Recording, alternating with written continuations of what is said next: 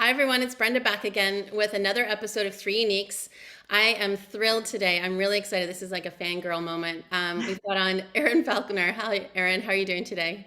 Great, great. Thanks for having me on. I'm Oh, excited to chat. yeah, it's so great to have you on. So, just so everyone knows, Erin is an author, she's a digital entrepreneur, and she's also a psychotherapist. And I've read her first book, which was How to Get Shit Done, which was amazing. I was taking my gap year, recovering workaholic, read her book, and just got, a bunch of things in my life like realigned and reconfigured. And it was a really great starting liftoff point for me. And now she's come out with a new book called How to Break Up with Your Friends. And I'm like about a third of the way through, and I'm really, really enjoying it. I'm doing it via Audible, so I get to hear your voice too throughout Okay, all of it. I get all the cool. inflections and the innuendos. And then you're also the co-owner and editor of pickthebrain.com and the Mhm. co-host of the podcast Pick the Brain. Correct. Amazing. Okay, so I think I got everything there. And we were just talking about it. You're Canadian. Yeah. Yes, I am proudly. I live in LA, but I'm always a Canadian girl at heart. So, what prompted you to write the book? I mean, like, I kind of know because I've gone through the first part, and you talked about being in the pandemic and like the, Right. the quarantine, and but Yeah. what was the sort of Well, launching pad for you? well, the interesting part about that is like, so you mentioned my first book, Mhm. and I was contemplating for a long time what could be the follow-up to that book. And I was kind of struggling with what 2.0 could be. And I'd gone down a couple different rabbit holes on different ideas. And for whatever reason, I either thought they were retreading the same information or not compelling enough. And so I was starting to get really frustrated. And about 6 months after starting to like actively come up with an idea, I woke up one morning at like 6 a.m., kind of half asleep, half awake. And this statement, how to break up with your friends, came to my head. And I was like, what? What is this about? Tried to go back to sleep, couldn't. And for the next couple days, this idea kept reemerging to the point of great frustration to me. I'm here trying to figure out, something else. And the clock was kind of ticking at that point because it had been a minute since my first book came out. Right. And so 3 or 4 days later, as this idea won't leave me, I stop and I think I even might have said it out loud, like, what is this about? And then in that moment, I started to look at my friends, my own friendships, and talk about a rabbit hole. I started to go down a million different routes, a million different friendships. And I was like so surprised with what I found. Like so many of the friends that I would have say out loud are like, my BFFs or like my great friends. And historically they had been, but over time, a lot of those relationships had eroded. Some of them were points of irritation. Mhm. Some of them I really realized I missed and longed for and wasn't even aware of that. And so as I kind of started to play with that, assessing my own friend landscape, it started to occur to me that we now collectively have this great untapped power source of energy, source of support Mhm. in these relationships, these friendships, but only if we activate them and start being intentional in them and make choices in them. Because when I looked at what was going on in my own life, I was like, I'm actually spinning my wheels subconsciously a lot over these relationships. And therefore, they are taking cumulatively a lot of energy. It's not like one big, like if somebody betrayed me, but like death by a thousand cuts kind of thing. Yeah. And so I started to see Get a it? real through line between that and productivity. Because if as I talk about in the first book, the litmus test is, how do you feel at the end of every day? Do you Mhm. feel exhausted or do you feel tired? And tired is okay, especially if you're doing something you love and you're putting the hours in, but exhausted, Yeah. depleted is not. And of course the opposite is true. If you feel energized by what you're doing, Mhm. then all of a sudden it's a lot easier to get more done, or the meaningful stuff done, right? You just have capacity for it. And so what a great untapped resource as it pertains to productivity. And of course, the book talks a lot more than just productivity, but that was kind of the very indirect way to the follow-up on productivity.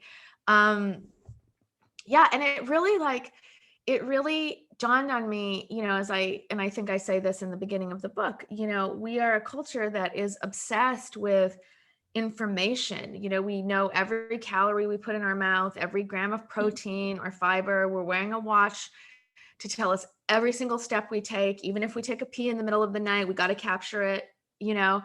Marie Kondo had a huge, continues to have just a huge book that is kind of based on looking at all of the objects in your house and being intentional about the objects you keep around you. Right.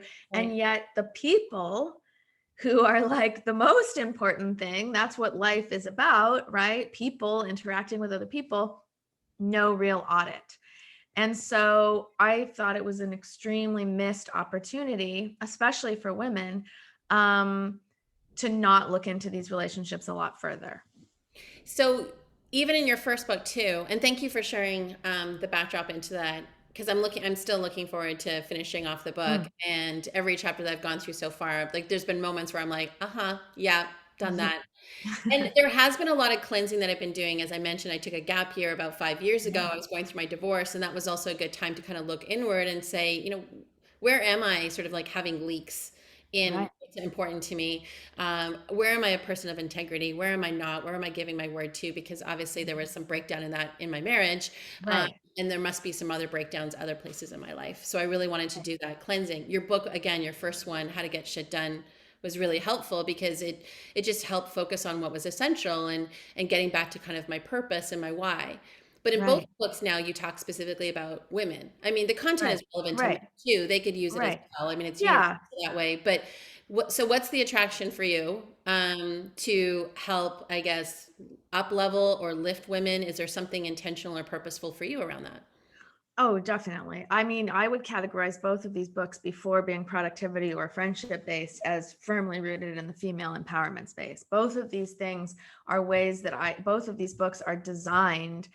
The productivity and the friendship are tactics to get to a larger strategy, which is women feeling like they feel as grounded and rooted in their authentic self as we can be, Mhm. and that we can show up, demand to be seen and heard, and also demand of ourselves to see and hear other women in a really intentional, active way. And I think this is more important now than ever, coming out of, or trying to come out of, the pandemic, because at least for the United States, um, women, I think the stat is something like 3 million women have just left the workforce. I Like know. they're not taking unemployment. They're just like, I can't, They're just gone. the Yeah. way that this is structured is not for me. This is moving radically backwards.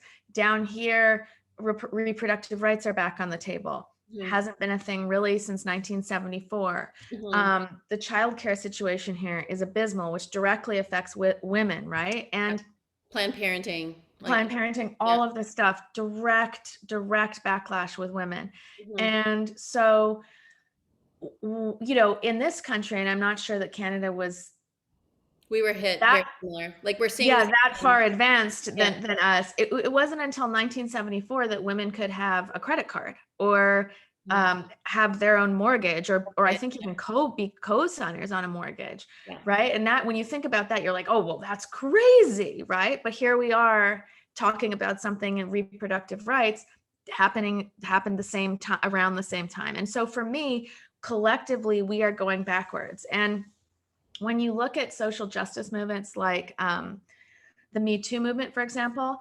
I'm not pretending that that was a perfect movement, but what really I took away from that is that this, for me, is the first time in history, really, in this country, that women stood together, or at least in a very, very long time, and Mhm. had a unanimous message that we will not take this, and just kind of, stormed through. And through that unity, we're Mhm. able to take down institutions and people that just weeks prior would have been unfathomable. And so metaphorically, when women stand together, and united, we can achieve great change.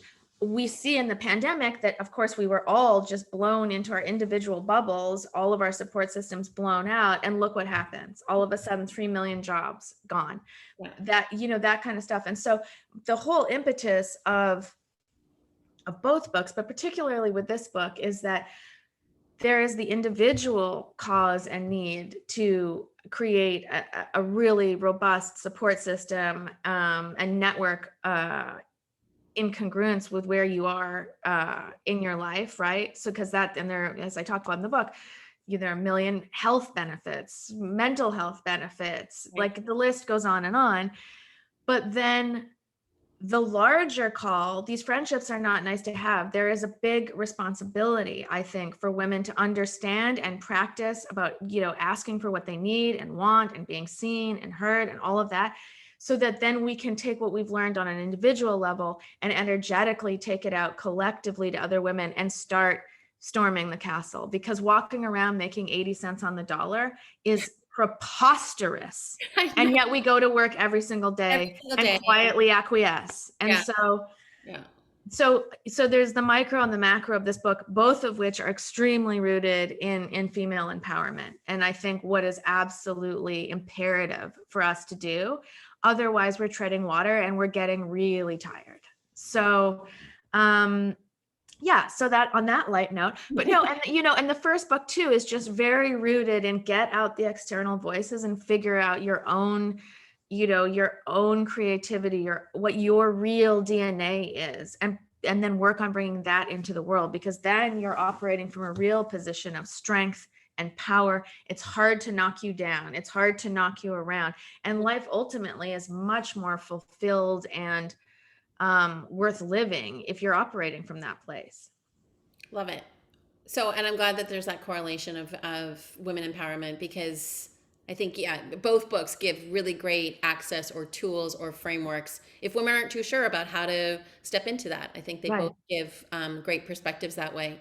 Question for you about friendship. And this is always something that I've kind of wrestled with. Like I go back to, and again, I'm in the early stages of reading your book, but I go back to like sort of reflecting on my elementary school days or my high Yeah. school days, and you'd have these pods of friends between sports, and you even talk about in the book about encouraging young girls or kids to go out there and have multiple friends, not just have friends from their Right. school, but like join a Yeah. team outside of school and just and be able to leverage it.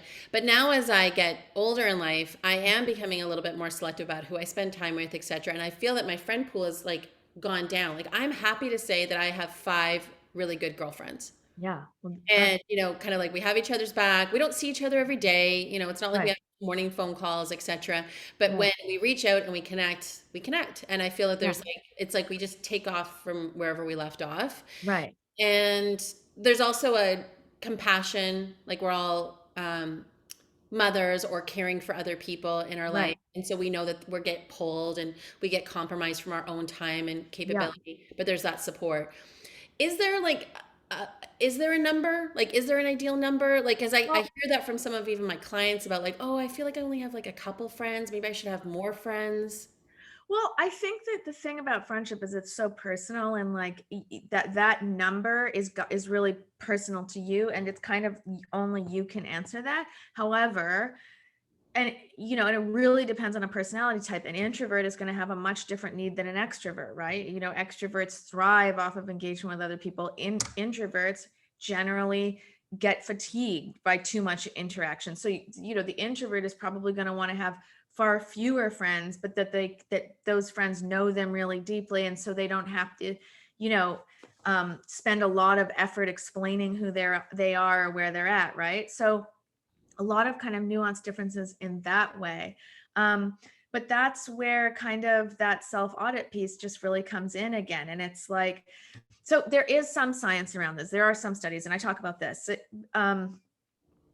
I forget the guy's name. The Dunbar, Robin Dunbar, the sociologist. Yeah, yeah. Yeah, And I think it was him that said it takes around 200 hours yeah. to become an actual integrated person in a friendship. And in other words, to see a person, to experience a person, to really know them. So if you factor in that it's 200 hours, right? That's a lot of hours.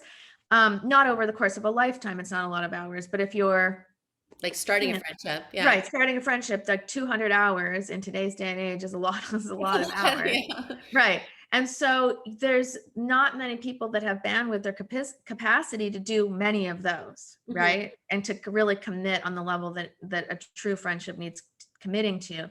So I think there was also a number kind of I put in there, and it might also be Robin Dunbar, that I think the number of close friends was something like 5 to 7, Mhm. and then being aware though of those outer tier friends, so like kind of the middle ring, and I detailed that, and then the acquaintance level, because all of those people can be friends and Right. provide value if you kind of see them for what they are, and Mhm. then operate intentionally in that way. And so I think the number is a lot bigger than 5 to 7. I can't remember. I think it might be even like 60 or 70. Like you have, which is crazy, because if somebody told me I had 60 to 70 people operating my world, I'd be like, no, what? But then when you start to really drill down and write things down, it's far more than you think it is. Mhm. And that's why it's really important, because whether you know it or not, these 60 to 70 people are influencing you in some way. So you better get real clear on the way that is.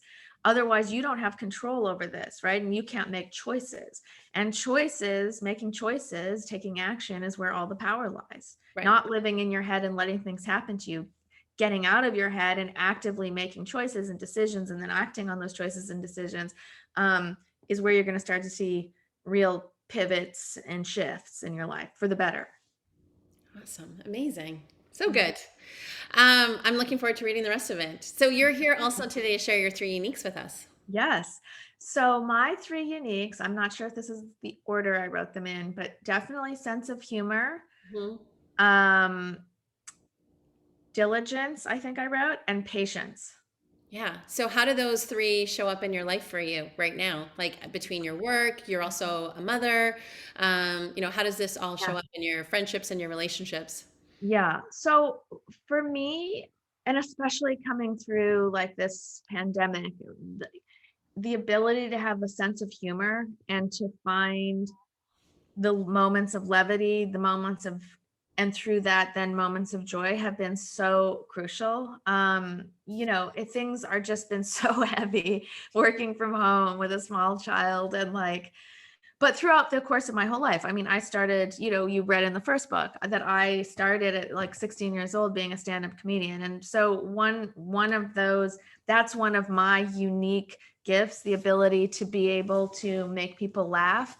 And I think for me, when I'm delivering messages that are weighty, as I went on that dark tirade about women, I'm able to infuse it with moments of humor. And I think that enables people to receive it in a much better way, instead of like, God, the world's ending, being able to show a sense of humanity and levity, again, makes the message easier to be received and much more enjoyable to deliver also, frankly. Yeah. So and right in the early days in the pandemic, when things were like, oh my God, what is happening, when nobody knew what was happening and all of that kind of stuff.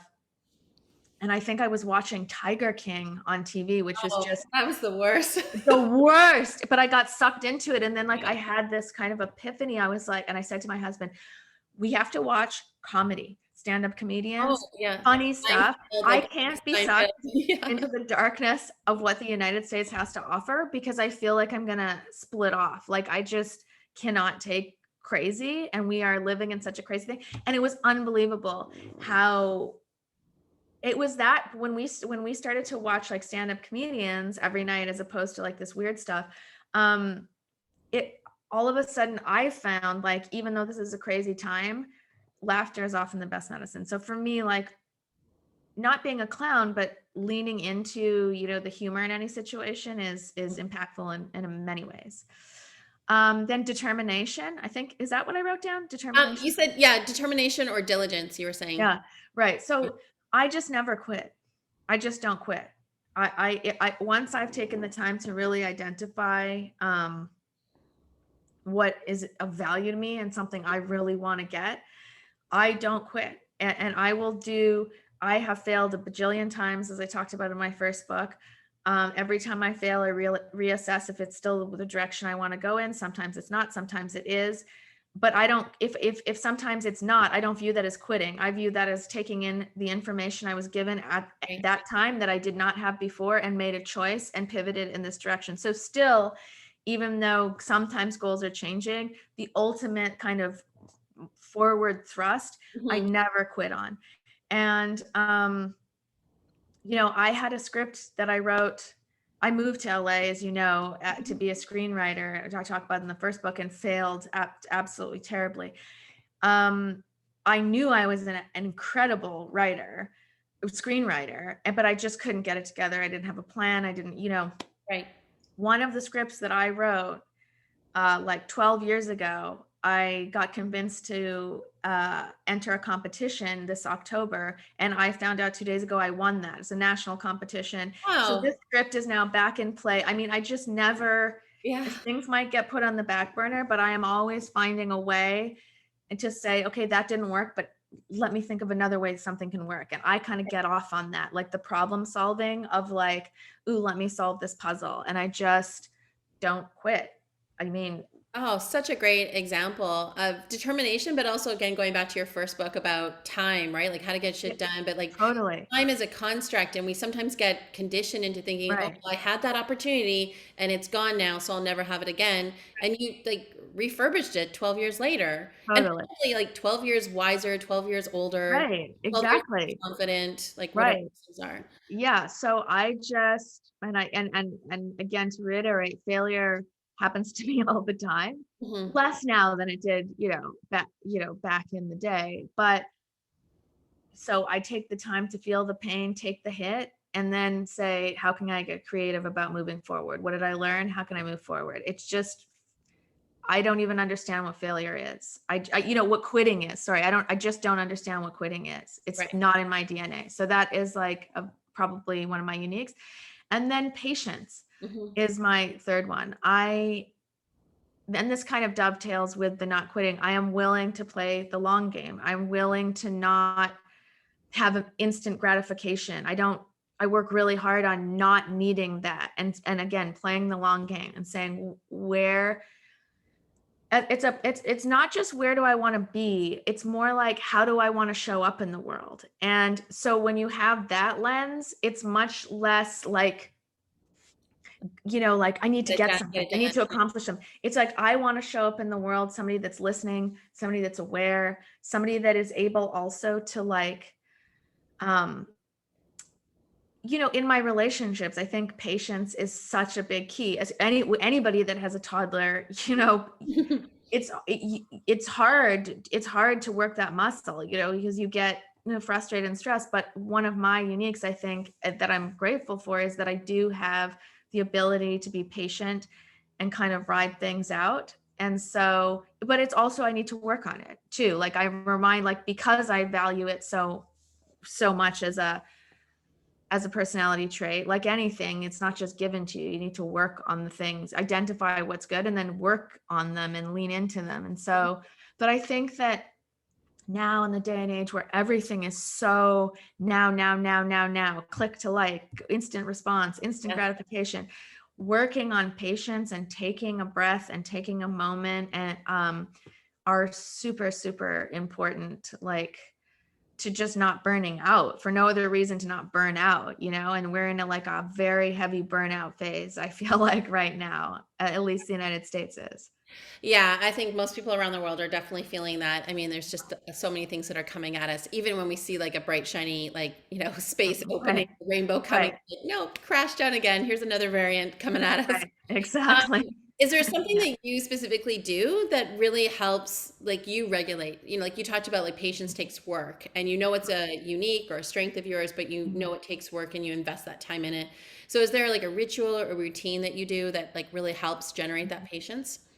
Yeah, for me, um well, let me start with a little story. So being in my startup days that I talk about in the first book, I would have meetings, tons of meetings. And inevitably, once every couple of weeks, somebody would run. into the meeting all excited. And this has also happened on a personal level with friends where they'll show up to a coffee really excited and say, oh my God, I have this great idea. And they'll tell me and I'll go, that is a great idea. That's amazing. How did you think of that? And time and again, they will say, I don't know. I was just in the shower and it came to me. Mm-hmm. And for many people, most people, that, 2-minute shower in the morning with the hot water hitting your face, you're massaging your hair, shampooing, whatever, Yeah. is the only time in the day by accident that they're not thinking about a million things. And what happens? It's not a coincidence. An idea presents itself.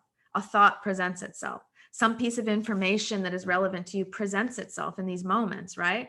This is not a coincidence, okay? And so what I like to say is that it is incumbent upon every single person that's listening to this to find your hot shower every single day.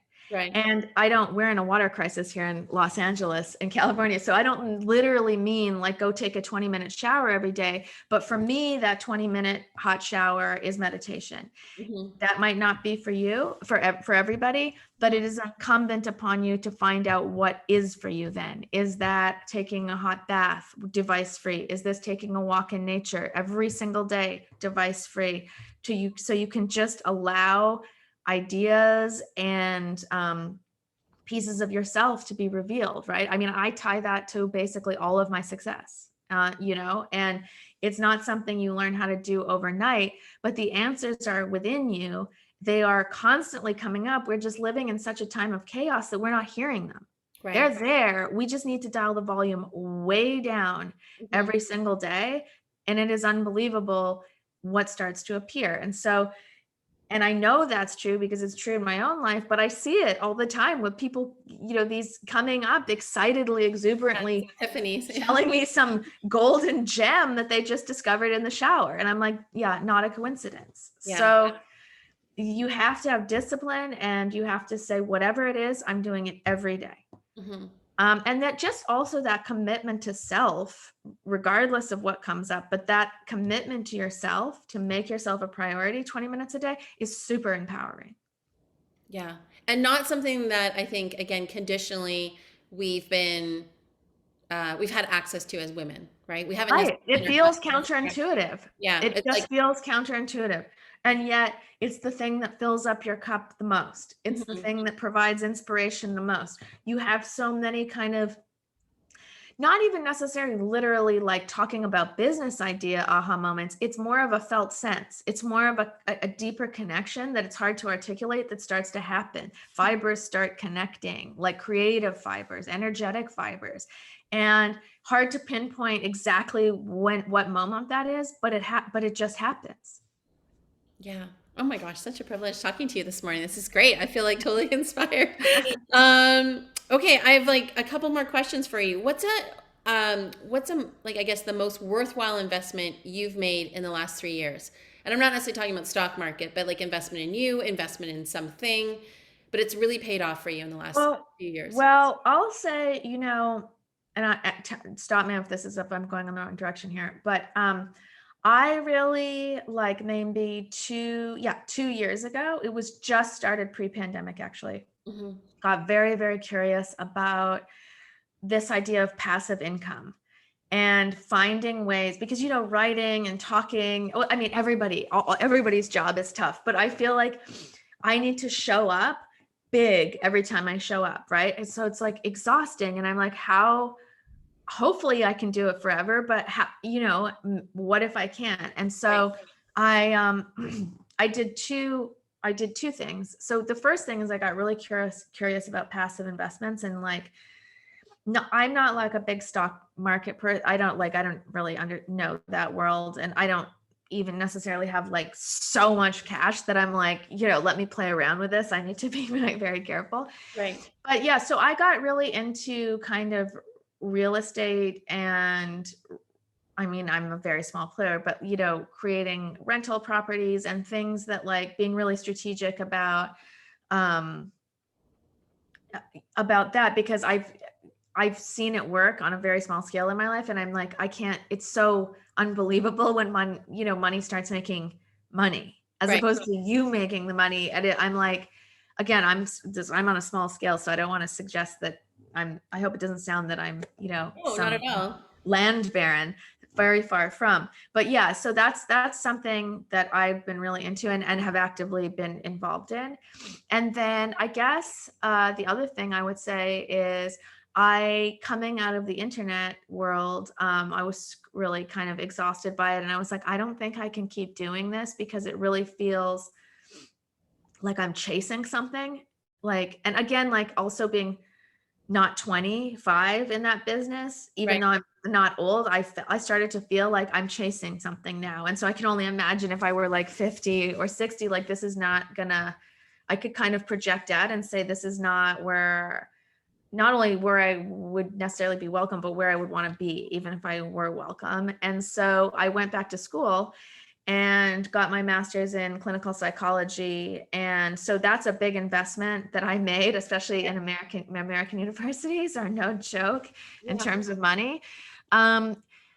So yeah, now I'm a therapist and I see clients, but the incredible thing is that it's just lent so much more authenticity to my writing, to my speaking, because in a world of influencers, who actually knows who's qualified or who's not? And so the experiment of continued learning, I was like so into and inspired by. I think everybody like should not necessarily go get a master's, but be learning a new language, learning a new skill, learn how to change a tire. Like you should constantly be in a state of learning. I think that that's like something that gives so much energy and like unlocks different parts of yourself that were dormant and might never have been awoken had you not learned how to change a tire. You know what I mean? Which feels odd, but I'm a big believer in like extending your education. It's not just like a yeah, high school, undergraduate thing. Like, you can go back to school when you're yeah, 40, 50, keep yeah, learning, keep growing. I think it keeps the mind going, keeps you engaged. totally,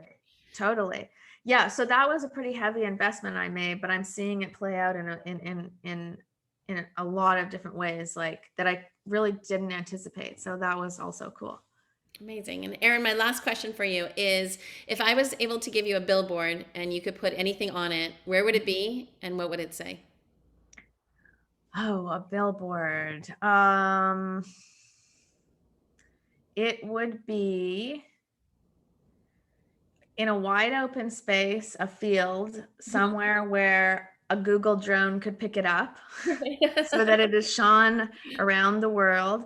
Right. Um, and it would say, women, learn how to advocate for yourself so we can advocate for each other. Let's move forward. Nice. Awesome. Thank you. Thanks so much. Thanks for Yes, being on thank you. today. Thanks for sharing about your book. And people can find your book on Amazon, Mhm. um, Barnes and Noble, I think it's in Chapters in Canada, Canada. Okay, great. and then any indie bookstores. Okay, and then to find you as well, should we go to pickthebrain.com? Yes, or on social, I'm at Erin Falconer. So all my stuff is there. You can Yeah, DM me. and we'll make sure we put it all in the show notes for everyone so they can Perfect. find you. Be well. Thanks so much for being on Thank today. you. And for everyone listening, I always like finish off the podcast by saying there's 7.5 billion people on this planet. Somebody needs what you've got. So get out there and share your three uniques. Perfect. Thank you so much. Thank you.